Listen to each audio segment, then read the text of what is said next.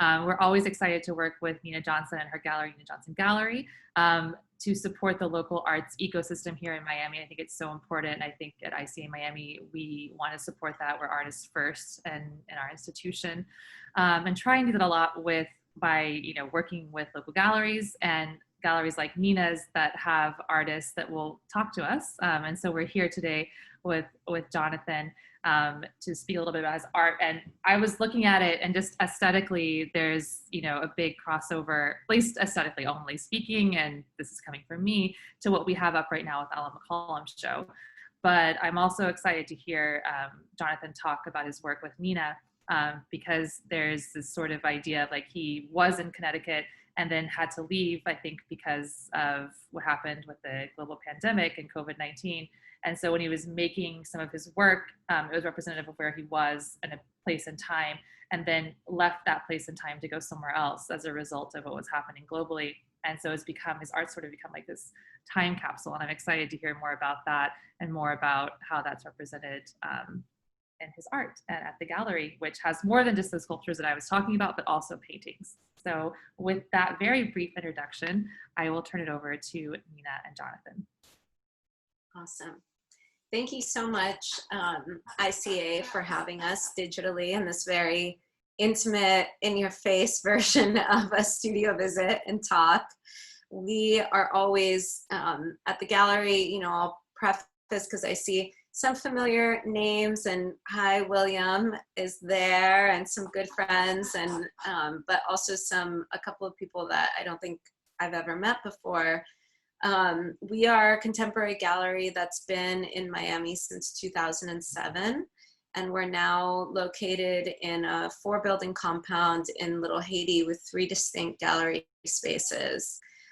Jonathan's exhibition opened in the middle of COVID and kind of the response to the pandemic, but that was certainly not the way we intended to do it. Jonathan and I met a while ago. Actually, first we were introduced by Alex Gartenfeld, and I had gone up to Detroit to do some studio visits and check out the city, and Alex said, you can't, a visit to Detroit is not complete without a visit to Jonathan. So I reached out, and we were able to visit a couple of times that way, which was really awesome, wonderful. And so the exhibition that we're going to be talking about tonight is Jonathan's first with the gallery. The title is Ordinary Spheres. And we have some slides that we're going to be showing everyone of the show, install shots and individual views. And I think, Jonathan, if you want to say a few words to kind of open it up, and then we can start looking at the images and go from there. Sure. I did notice that my internet is checking in and out. So if I break up, I will repeat myself. Yeah, I thank you for organizing this. I think that this exhibition was a lot of, it was a labor of actual love, and a really kind of deep commitment to intimacy, like intimate materials, and thinking about material in a really up close way. So I hope that this this conversation can kind of bring us closer to the work in that way. The virus has put a lot of things on hold, and so hopefully this will be an opportunity to get a little closer to the work. So yeah, I think that it's worth repeating that I had an entire exhibition made that started right after I last saw Nina last year in maybe June. I started developing various bodies of work, and by the time February had come around of this year, all that work was ready to go and was in my studio in Connecticut. But then, of course, things changed, and I ended up in Detroit, which is where I've been since 2009, in my studio here now. But I lost my studio in Connecticut where all the work was, and was unable to access it. So I developed this entirely new body of work that was actually somehow pretty closely connected to what was happening before. And we'll see some of that in the spheres. Can we start to see some of the slides on here?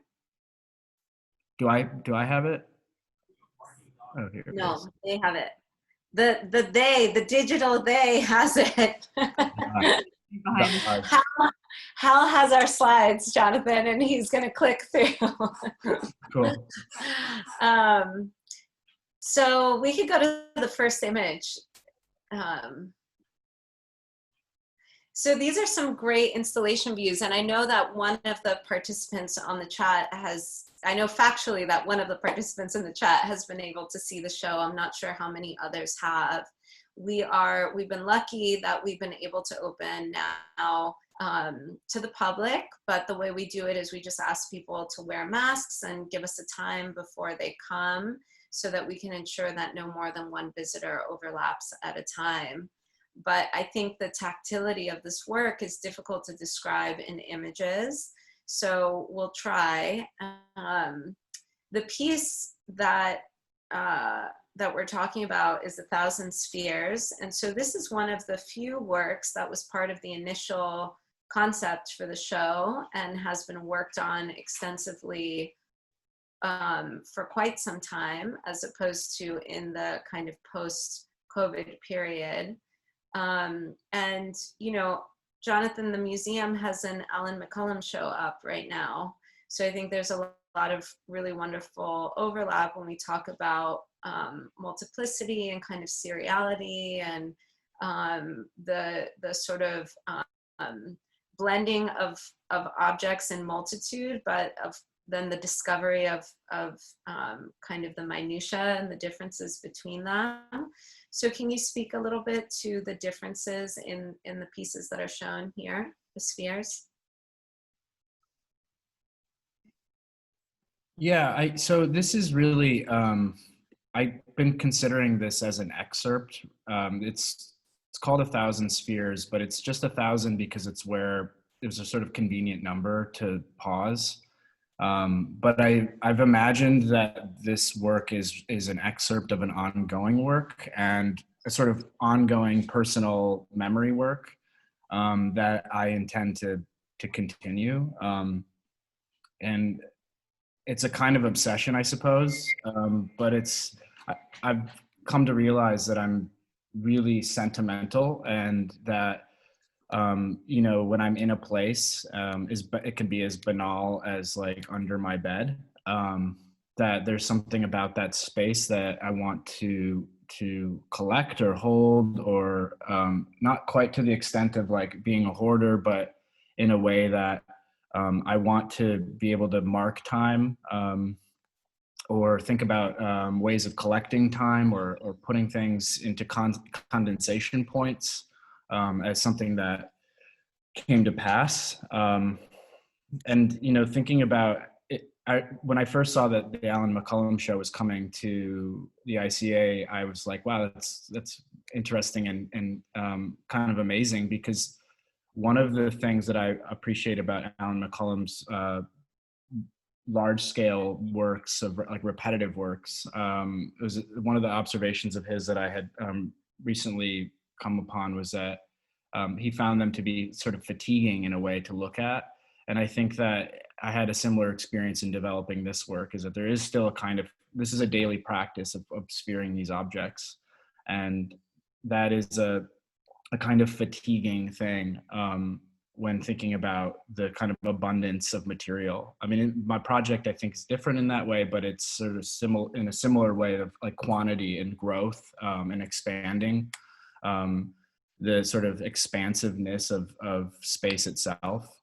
So I was excited to see that exhibition was happening concurrently. So for, you know, I think if we can go to the next slide, we might see a little more detail.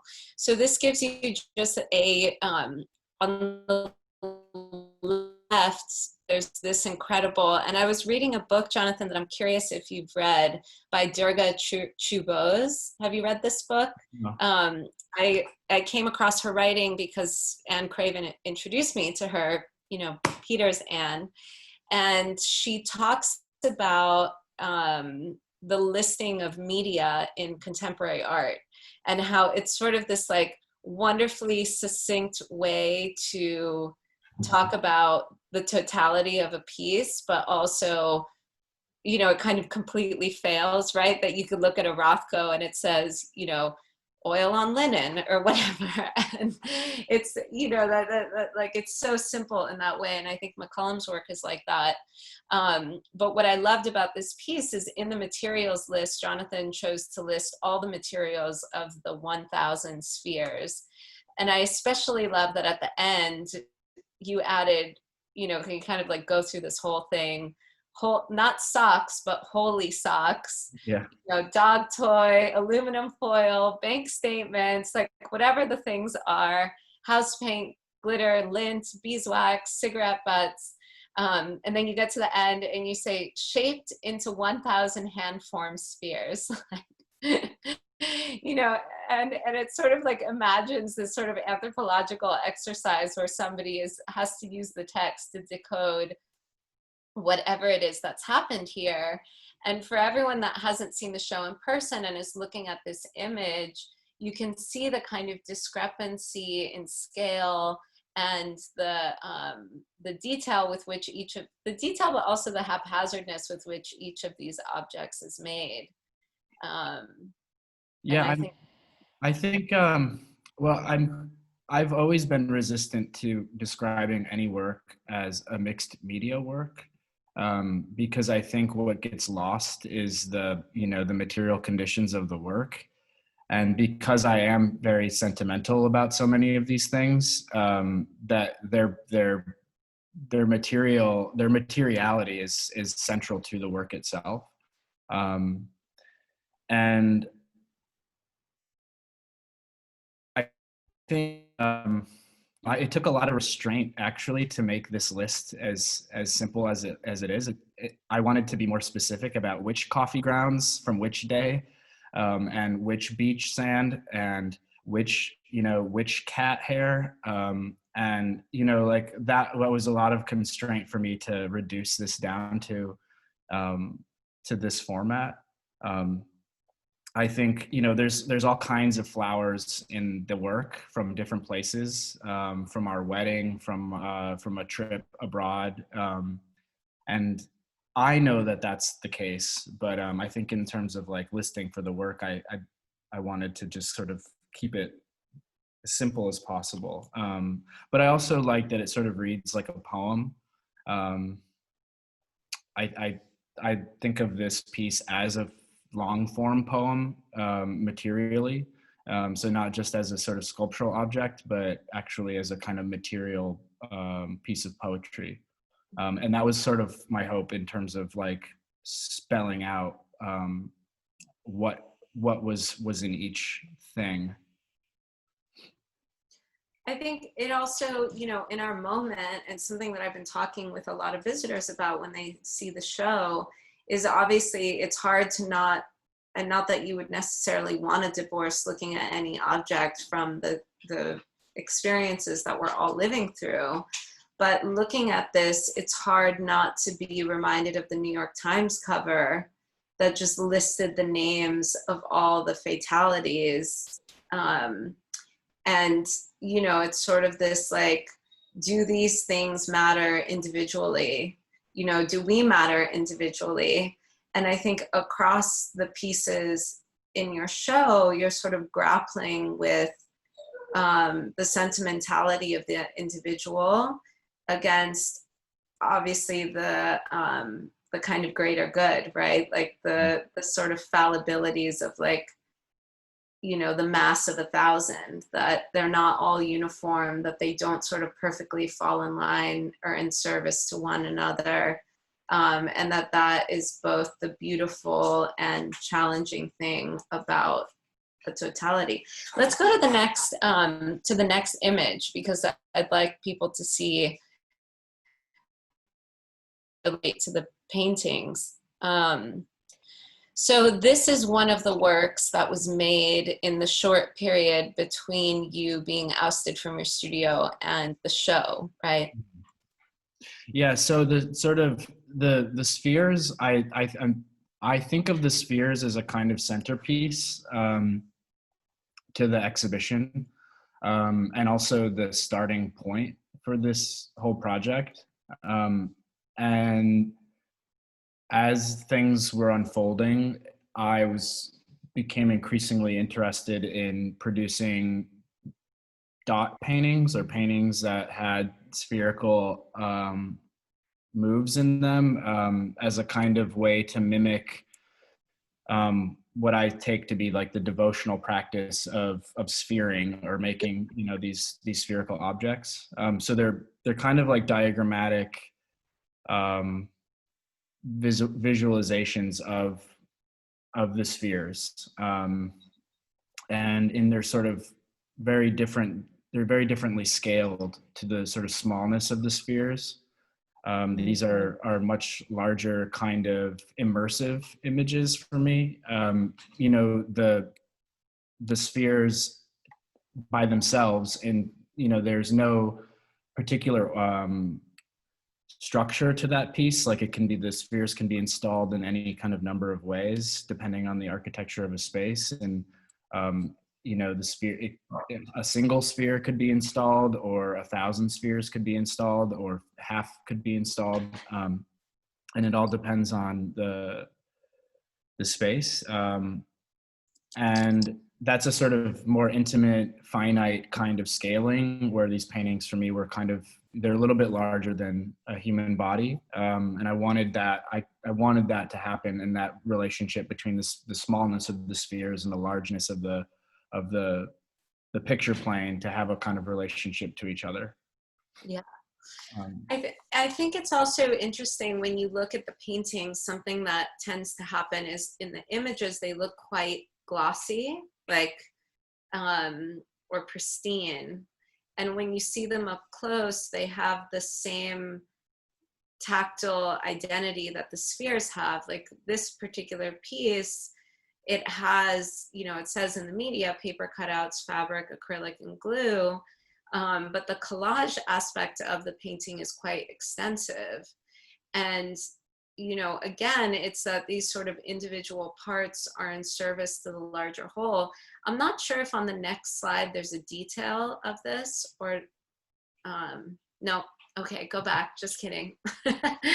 But, you know, when you kind of get up close to this, it reminded me a lot of that great Eames video from the Chicago, I think it was the Chicago World's Fair, you know, where he's sort of like, it's the macro and the micro, and they're kind of, you know, it's this very Right. like 70s trippy thing.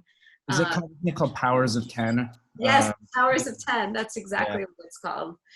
And yeah, I mean, I think that that's exactly this. Like you're looking at, when you see it up close, the flowers and faces and almost jazz-like application of these various elements on the canvas. And you also have interest in sound and music and kind of, you know, interdisciplinary interest outside of the objects. And I think that that comes across so intensely in the painting, where it's painting, but it's also kind of painting about multitudes. You know, it's like the new Dylan song, "I Contain Multitudes" or whatever. And yeah, I think maybe we could go to the next slide and then talk about these two paintings in tandem. Yeah, I think so for both of these paintings, and in particular the previous painting, because it's not spelled out like it is in this one. There's more restraint in how I talk about what's in the painting, because there's so much specificity in every decision and in each thing that's placed or cut out. So the paper cutouts painting has, I don't know how many different sources, but probably as many sources as there are circles on that painting.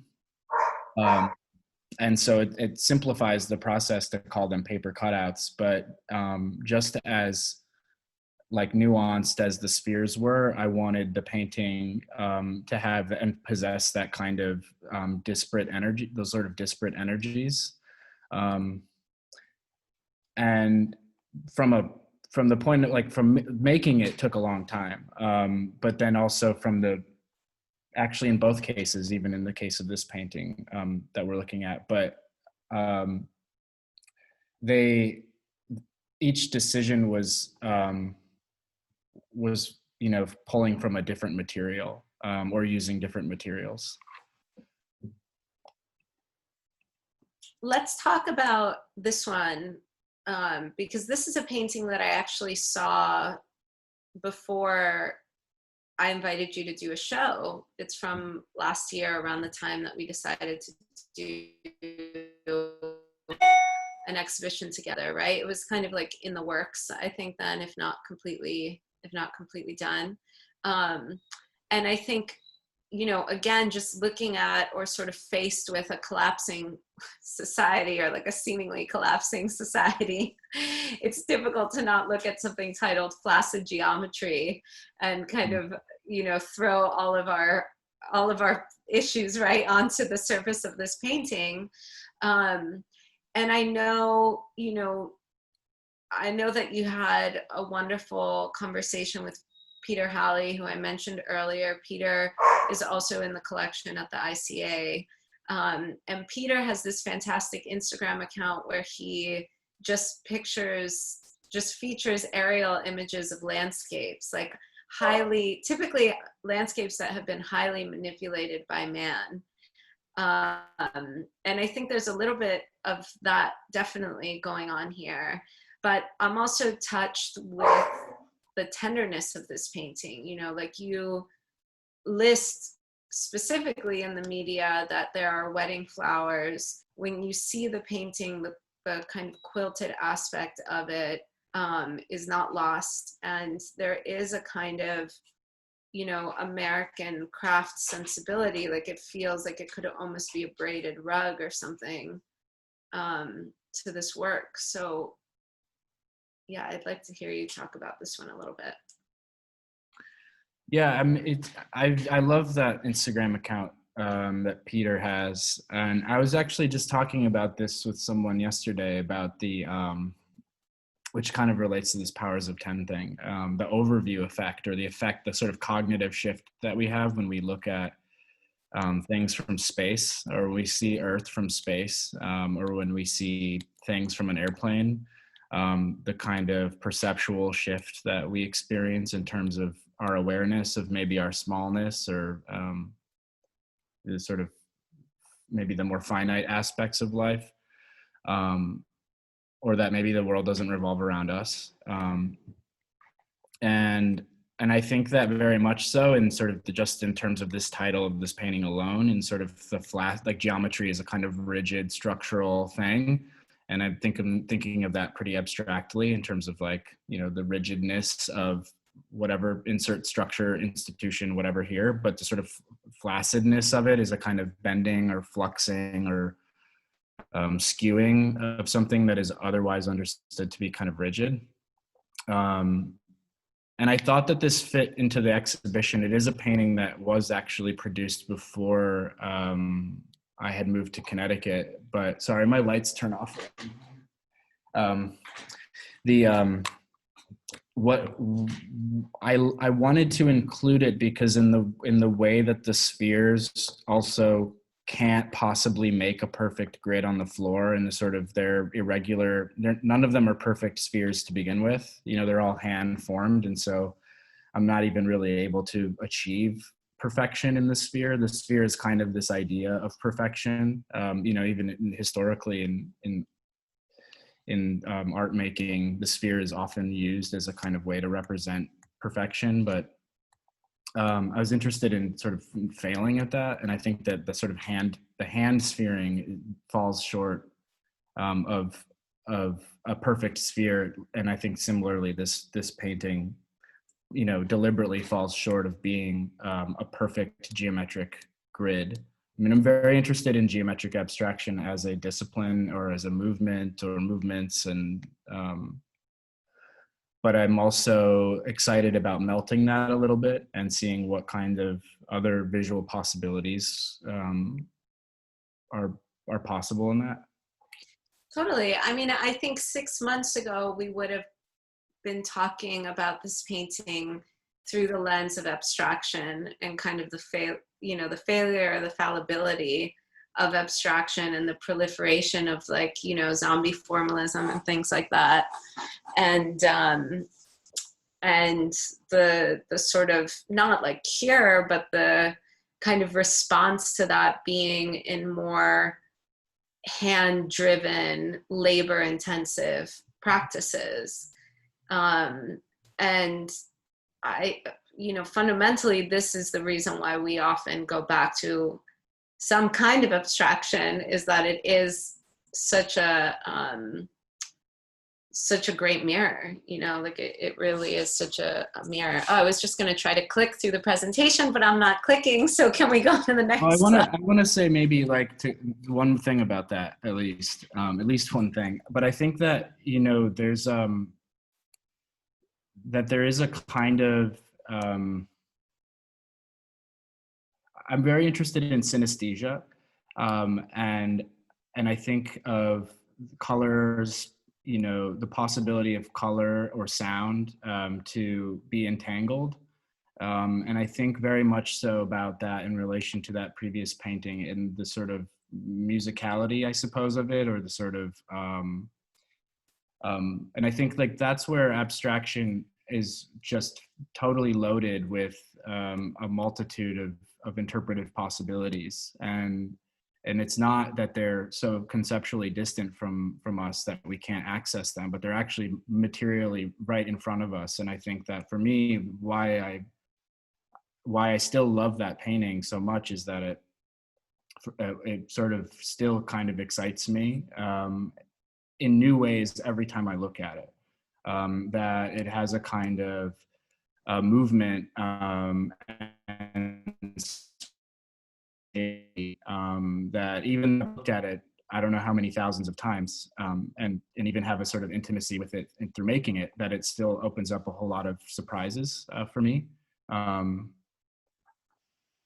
So I think it's very much a piece of music or a piece of like that there's some poetic operations happening in there, just like with the spheres. And I think one thing that's been increasingly important for me, that I'm more and more like learning how to verbalize, is the idea of proprioception, this awareness of your body or self through touch or materials. And I think that why I'm so committed to using very personal or intimate materials, or materials that are just experienced in my life that end up in these surfaces, like even this one here, is because I kind of want to always hang on or have some connection to the world that I'm moving through. There's a I guess a real care or like desire to be connected to things that otherwise just sort of disappear. This is a conversation that it's like very close to me, the idea that our generation is typically viewed as the generation that doesn't want to acquire stuff. Like, you want to acquire experiences, not stuff, and the kind of discarding of stuff. And Jim Drain and I have had this conversation extensively, because his work is so much about sentimentality through and kind of imbuing objects with almost a mystical weight and history of the people who are associated with them. And that's really what we look for in art objects, right? Like, that's really the importance of them, is their attachment to the people that made them. And even if you look at you know, a child, the first thing they do is kind of attach themselves to a blanket or a stuffed animal or, you know, a bunny or whatever it is. It's such a human, it's such an innate human thing to imbue objects with importance and then be emotionally connected to them, you know, emotionally attached to them. And I think there's quite a bit of that in your work. I want to, just in the sake of time, maybe we can look at, so this is one of the smaller, there's a handful of small paintings, 2 that are in the show and a few others that are part of the series but not included in the show. And this one is quite unique because it's made with egg tempera, which is kind of this like torturous material. And it's like not at all what you typically would see of an egg tempera painting, which are usually very like tightly rendered, detail-oriented works.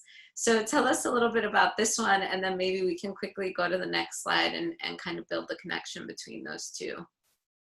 Yeah, there was this was a fun one to make, and I've only made maybe 2 or 3 egg tempera paintings, but I was learning how to do that at Yale and making rabbit skin glue, and so there were 3 of these paintings made, and I think because the workshop wherein we were sort of collectively like learning how to make these things wasn't geared towards a traditional like kind of usage of these materials. We all kind of just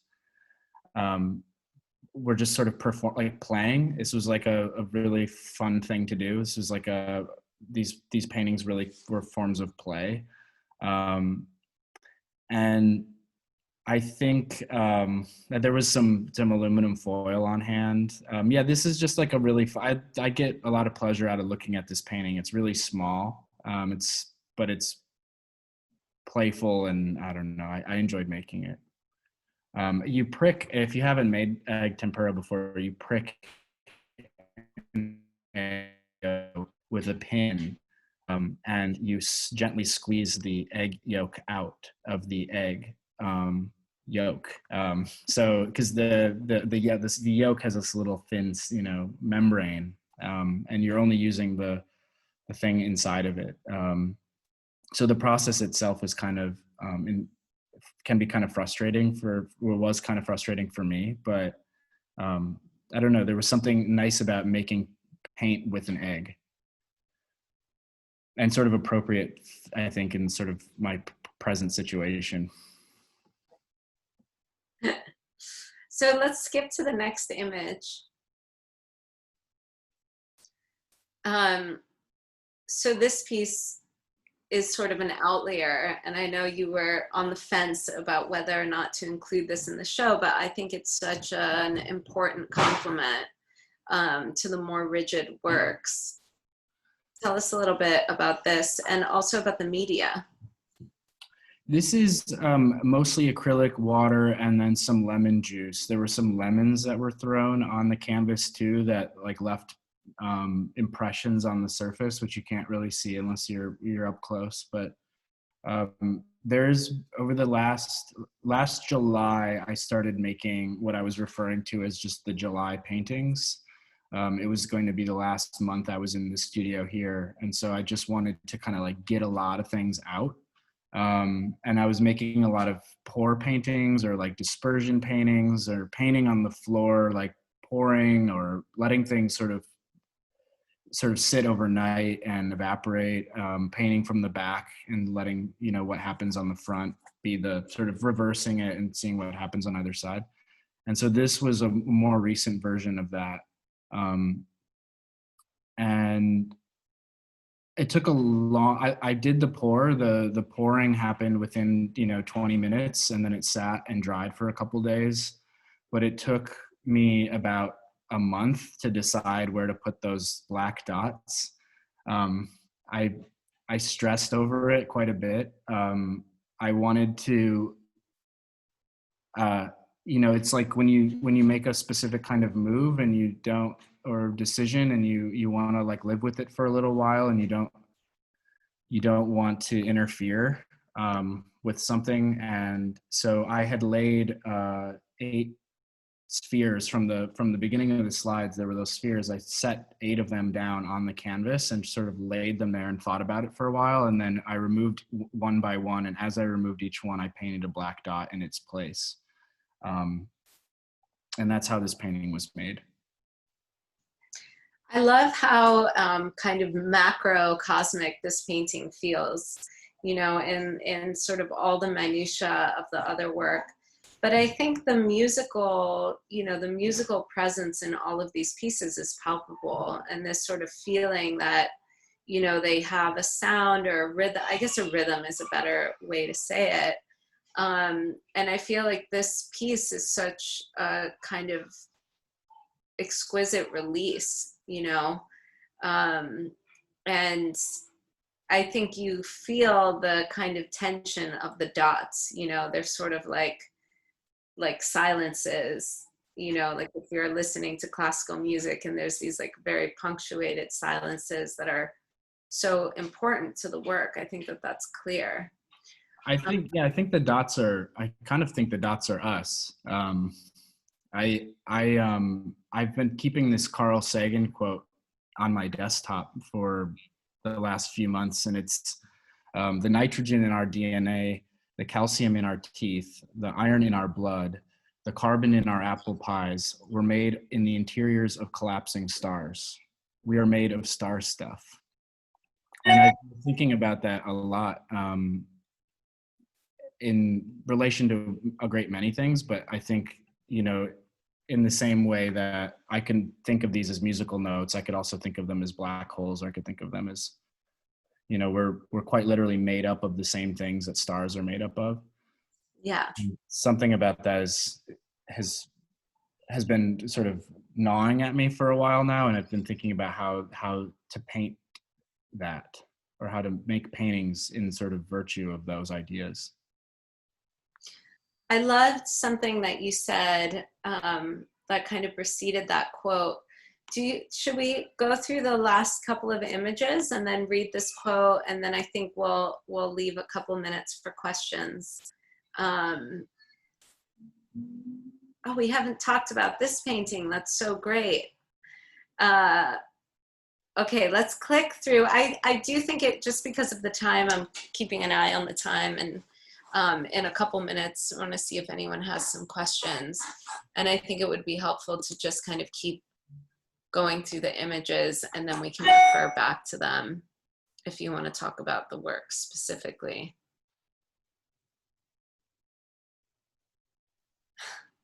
I love, go back. Can you go back one? I love Boy George puffy stickers on drop cloth. I really loved Culture Club as a kid. I think I still love Culture Club. Yeah. Yeah, that's me being more specific about the materials. I mean, there's some of that specificity that I can't help but include. It's well punctuated.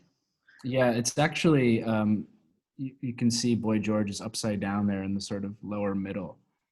There's actually quite a bunch of, there's maybe like 10 or 11 Boy George stickers in there, but I only have one where you can see it's Boy George. All right, let's scroll through the rest. And then we can go back to Stellar Nursery and focus on that.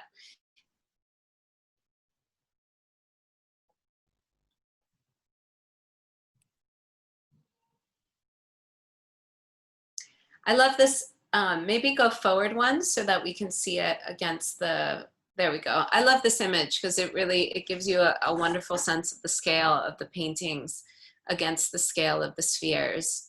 And I want to read this that you sent me. So Jonathan sent me some notes in advance of this talk, you know, talking about all the things that we've been talking about now.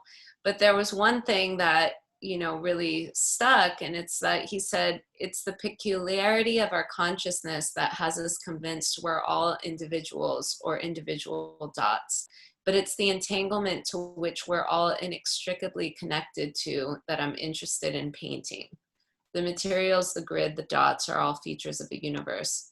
And I think that that's something something that has been, you know, quite touching for me to remember in the past couple of months, as I've had the, you know, the good fortune of going to the gallery and being able to commune with these objects in what feels like such a distant and isolated world, that fundamentally these objects are about connecting us to one another and reminding us of not only our fallibilities and our flaws, but of our commonalities and our, you know, our desire to understand that kind of larger, you know, larger, greater whole, to understand that we are all made of the star stuff. And yeah, I feel so, you know, thankful to be able to share this work with everyone right now. I don't know, Courtney, I don't know if I'm savvy enough to, I guess if there were cues in the queues, it would pop up. There would be some kind of there would be, if someone from the audience, it would be in the Q&A section. Okay. I don't know if anyone wants to jump in there, or Jonathan, if you have some additional thoughts. Well, I think that I would add that, you know, this I guess recognition of entanglement for me is also just a reminder of how responsible we all are to one another. You know, that it is, if it is the case that we are all made up of star stuff and we are all part of this sort of entangled web, and it makes us all the more responsible to each other and to others and to anyone who's, you know, not receiving the kind of like respect and love that they ought to. And I'm glad that, you know, we had that exchange this week, even just to pull some of that out in the work, that there's sometimes things are just laying dormant in the work, that those are those unconscious things that are happening that are, you know, important to me, or that just don't always seem to be visualized. But I'm happy that like we were able to, like, through talking about these things, that way. Unearth it. Yeah, me too. Really great. Thank you. Courtney, do you have any other demands of us tonight? I know, but I have a question, if that's okay for Jonathan. Just looking at the spheres and looking at your work, I'm just really curious about the process of picking the material, because I do love the descriptions and I love the way that it's presented in the text. So I'm just curious, do you have, is there a process, or is it sort of just what speaks to you at that time and like so like trying to capture, like what you were saying, like capture like a moment so that it's not forgotten? Is that really what it's about, or is there more of a process to the materials that you pick? It started with a bunch of fibers that I was finding on the floor from other paintings or like fabrics. I've used a lot of fabric and canvas, and so the first ever sphere was made out of fibers from other materials. And I thought of these little fibers on the floor as if they were like little drawings. And I just started collecting them until I had enough, and I just was compressing them in my hand. And there was something very like gestational about this process. And in a somatic way, just the sort of, you know, like forming of a spherical object is a very kind of like relaxing thing to do. And it sort of a whole bunch of different things were happening for me. And so it started with these fibers, and then the more walks I took, the more I started looking down at the ground. It was kind of a combination of things. Like I might be at a beach and think like, here's a couple, you know, a small handful of sand. It wouldn't take much. But I would have, it could have just been like from a, you know, I don't know. I still am trying to understand like why I do collect some of these things. It's a near daily practice. I mean, the last, sometimes I'll make like 20 or 30 in a couple of days. And that could be just a way of recycling like the materials of my space, or putting things to use in another way. I think it has a lot to do with the sentimentality too of, you know, caring about what's around me, and you know, that our dog that we love very much, like collecting the dog's hair and making, you know, some of it's a little strange, I think, probably. I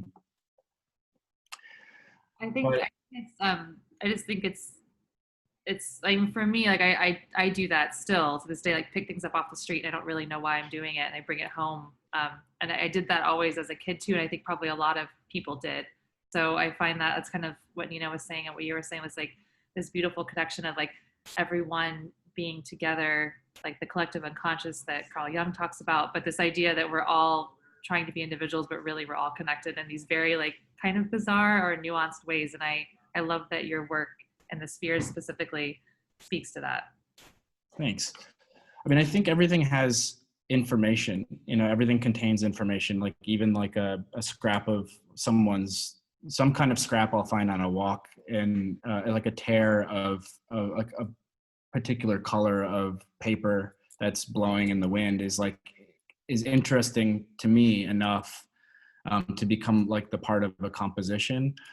And something that I've been interested in for a number of years is how like decomposition is actually a form of composition. And so the sort of decomposing aspects of life are sort of, or like entropy is actually like a form of production or composition making.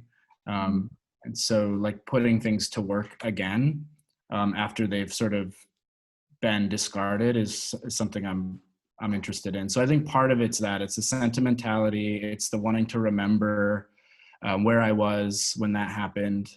And, you know, if I were to go to the gallery and pick up, you know, at random, any one of those 1,000 spheres, I could absolutely like remember where all those things came from. And so I'm very interested in those in that way as like a sort of peculiar memory device, is like how I'm connected to these things is sort of peculiar. In some ways, these materials mean nothing to me because I found them on a walk.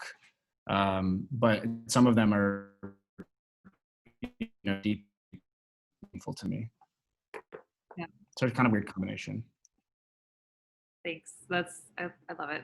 I love your work. And Nina, thank you so much for bringing Jonathan to Miami. Of course, virtually.